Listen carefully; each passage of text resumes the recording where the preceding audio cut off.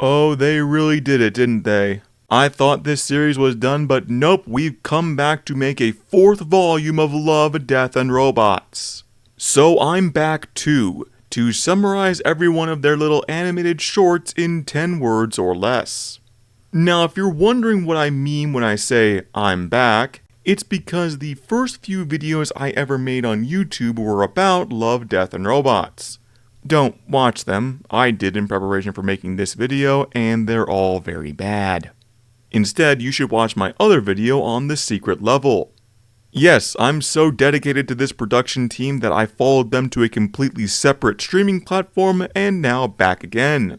I might have sounded a little nervous when I began this video, and the fact of the matter is that, yes, I am nervous.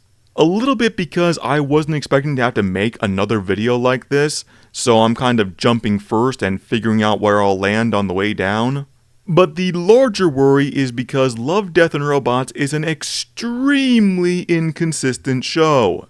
As an anthology with little connecting through line besides monsters, violence, and adult themes, it's fairly difficult to predict what you're going to get episode to episode. It's like looking at a big bowl of brown. Some of it could be chocolate, some of it could be poo, and there's really little way to know which is going to be which.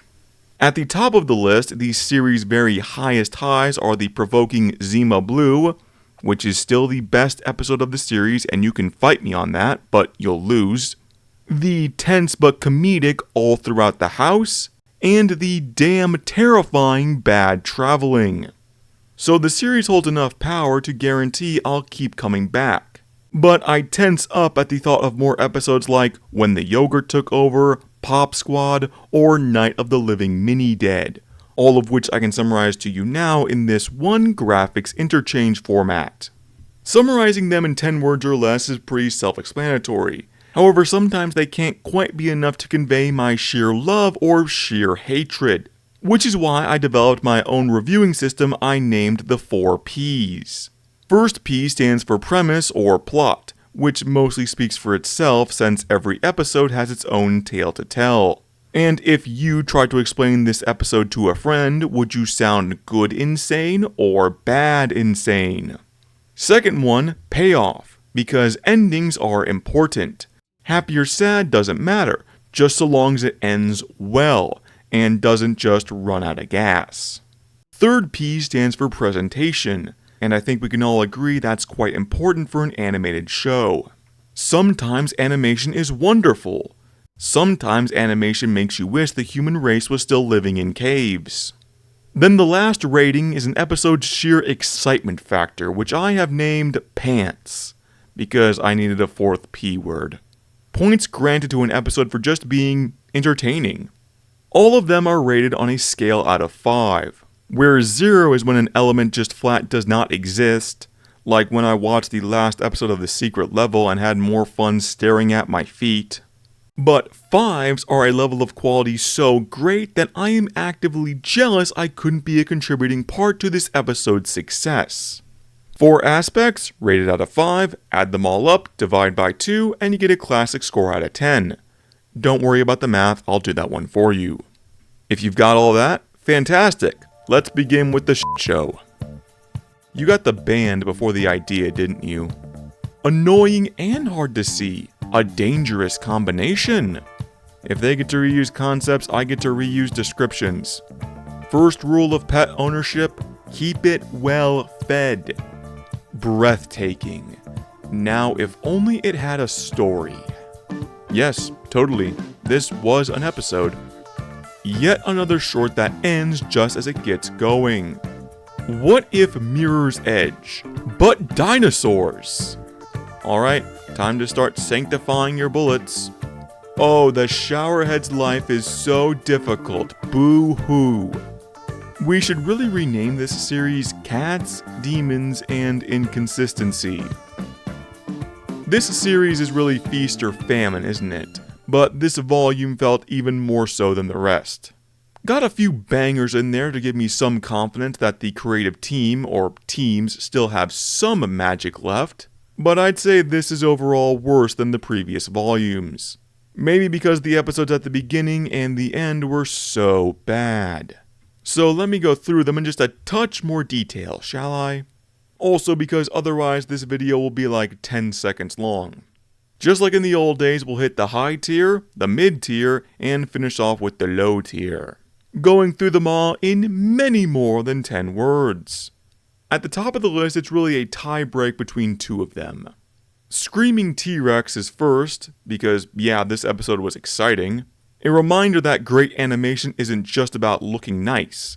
To earn the full 5 out of 5 in my eyes, you have to both look nice and work with the story.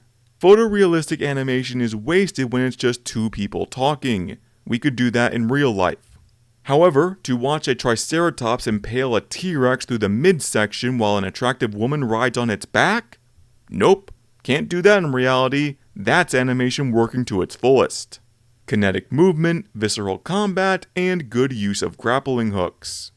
However, I'm not willing to go any higher than a 7.5, because this episode does sag quite a bit under the heavy weight of all its cliches.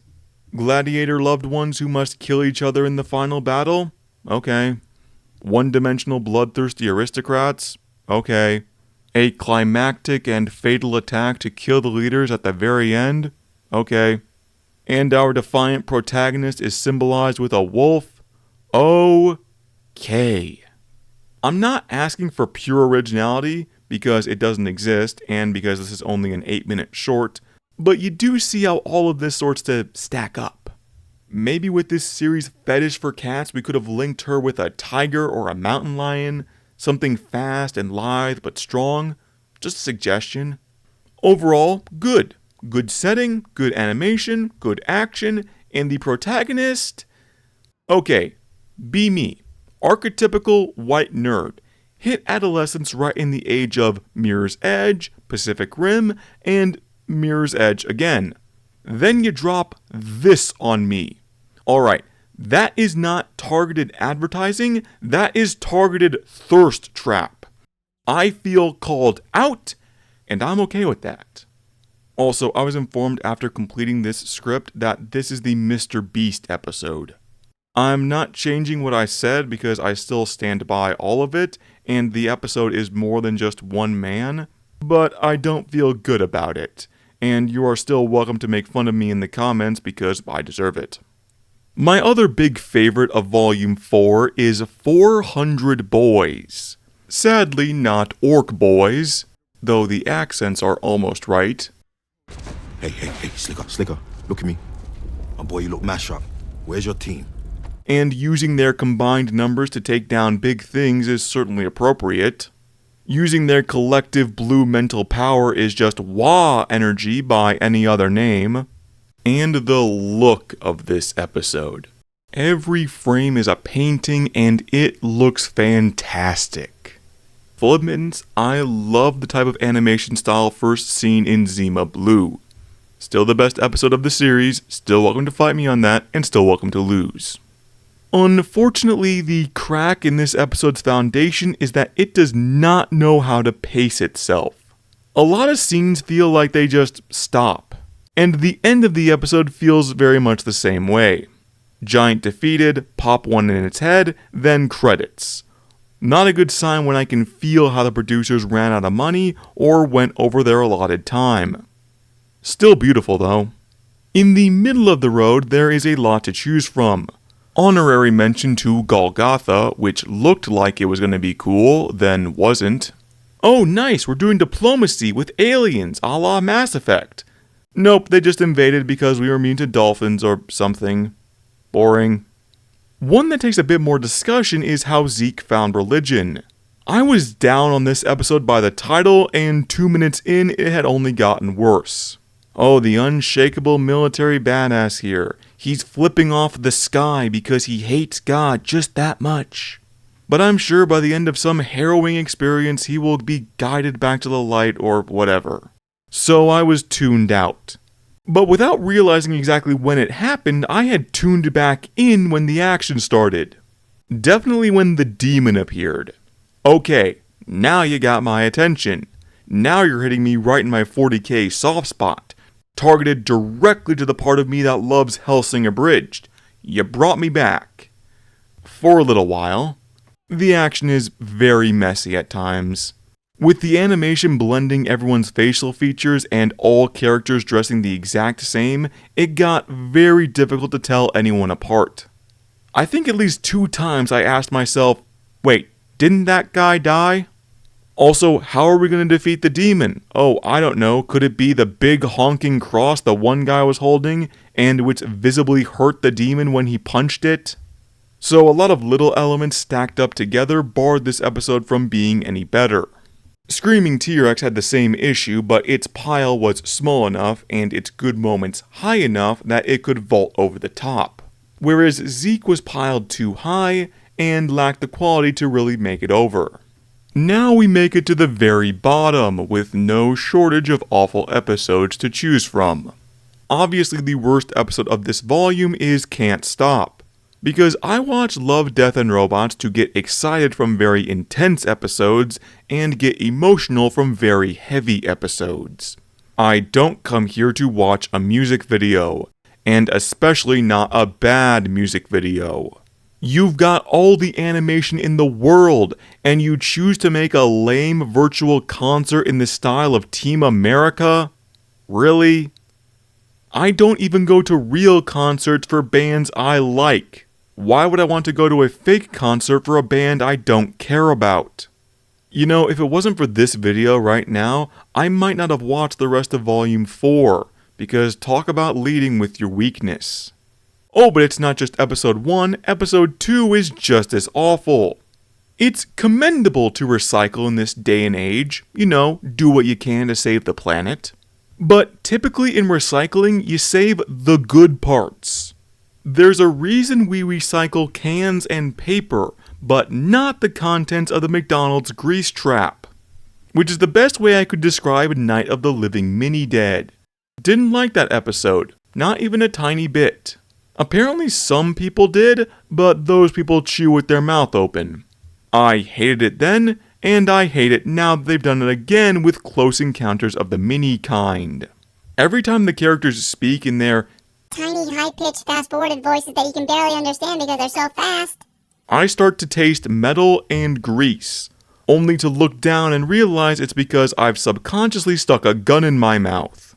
And, okay, there's this thing that Love, Death, and Robots does as an animated adult show, where it does not know how to use sexuality.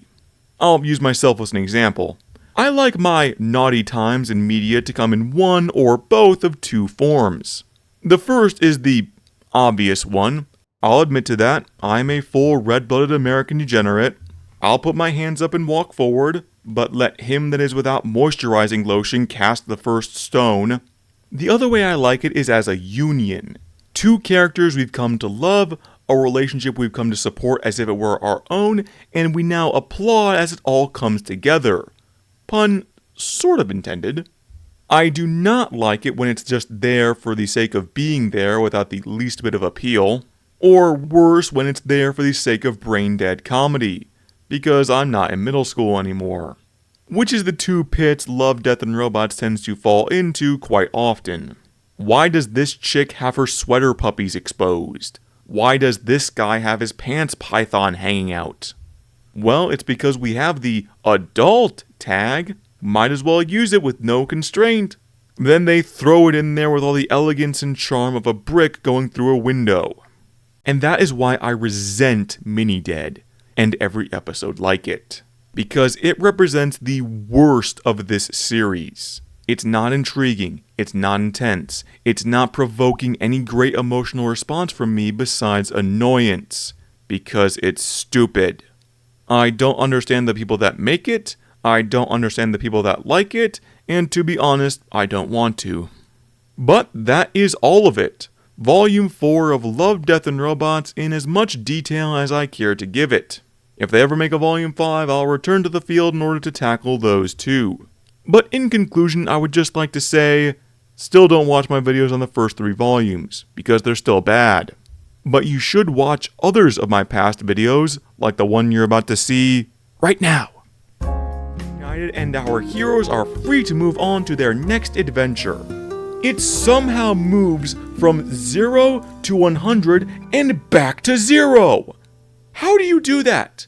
How do you say, "Thanks for curing my wife. Sorry I threatened to blow your goddamn head off. And your girlfriend's."